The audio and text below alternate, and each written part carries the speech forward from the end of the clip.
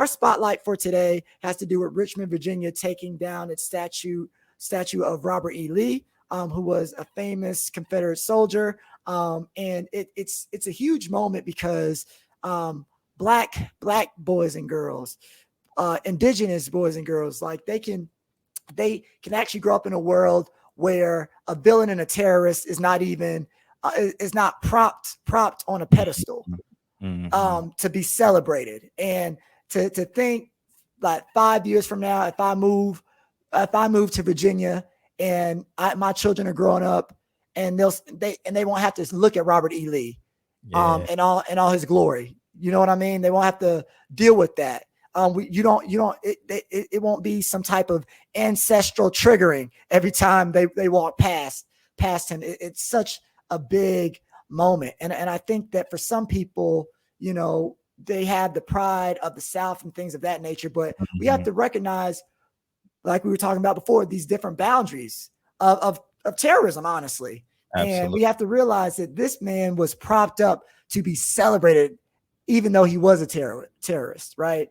And so we have to remember that, and we have to appreciate these moments, because now kids will grow up in a world, and adults who might have great grandparents or grandparents who were negatively impacted by Robert E. Lee. They won't have ancestral triggering anymore.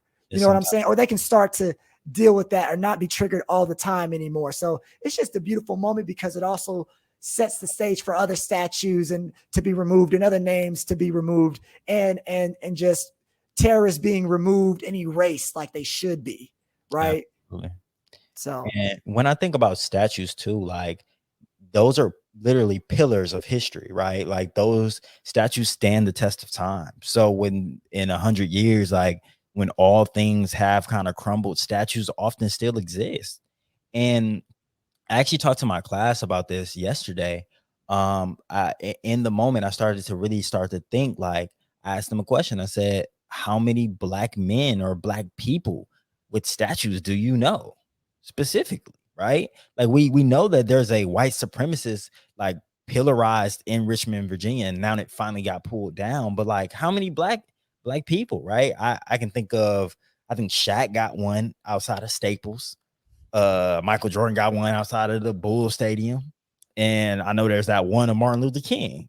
I don't know no other statues. I don't know if you do, but like I think that says something, right? Like these are the only ways that we can like be exalted into history. But the people that terrorize us like are forever held in that light. And Richmond, Virginia is not just, I mean, it's just one place. Like all throughout the South, there are monuments of different varieties, not just statues, but pillars and acknowledgments to the history of white supremacy and the history of the South. There's more. They were talking about this. I read this book. It's in Cast, and she was discussing how Nazi Germany there was a lot of different things up for Nazi Germany, but Germany has gotten rid of all of that, and they've replaced it with like monuments and remembrances to the lives that were lost during the Holocaust. And I think that we should kind of keep that in mind and hopefully replicate that same type of process. That while we are continuing to break these things down, it's like abolition democracy to me. As we deconstruct these systems and get rid of these statues, we need to reconstruct in that same space, because that empty spot, like people will still know that was Robert E. Lee. But if we reconstruct it and put Sojourner Truth there, or Harriet Tubman, or Nat Turner, or anybody, right? Like then we can put bell hooks up there. Like, I don't know. It forces people to start to look at history different. And I think that we have a real place in history that should be rectified. And I think that this is a great opportunity to do so. Absolutely. Yeah. Because going to your point, it's a different type of history that you start to remember when you see heroes, because when you see the heroes glorified, you get to explain why the heroes are glorified, versus when you have the terrorist up, you're censoring the terrorist. And when the terrorist is up there, someone can make them out to be a hero and justify, look how big that statue is. Wasn't he a hero? Right. But when Harriet's up there, Sojourner, oh my gosh, whenever they put a Nat Turner up, oh, I'm going. I don't care what city he's in. Oh, I'm going to visit that one.